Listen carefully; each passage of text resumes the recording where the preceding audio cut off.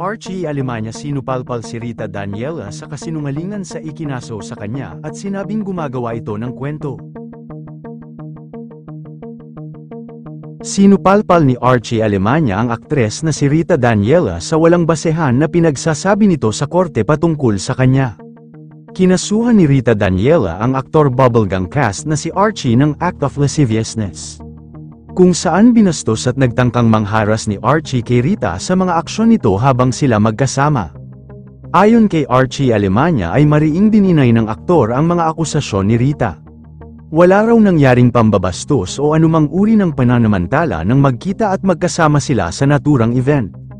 Inihahanda na ng kanyang abogado ang ihahain nilang counter affidavit sa demanda ni Rita. Say pa ni Archie ay lumapit pa raw si Rita kay Archie para maglabas ng kanyang mga saloobin tungkol sa ilang personal na bagay. Umiiyak pa raw si Rita nang lumapit kay Archie itong si Rita na sabing, "Kuya, ayoko nang mag-attend pa ng ganitong party kasi parang pinagkakaisahan naman nila ako." Binigyan pa raw ng aktor ng advice si Rita bilang nakababatang kapatid na rin ang turing niya sa aktres tungkol sa mga hugot nito na ayaw nang uma-attend ng mga party dahil pinagkakaisahan daw siya.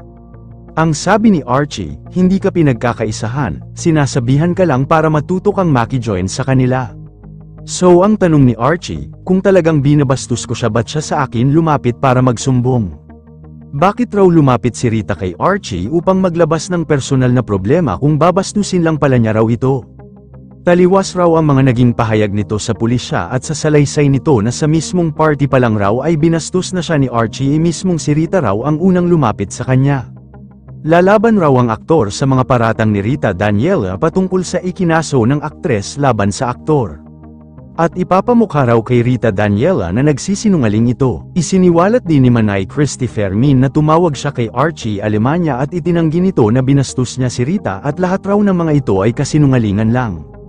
Na-offend raw si Rita nang sabihan siya ni Jen Garcia na maki-socialize ka naman Rita.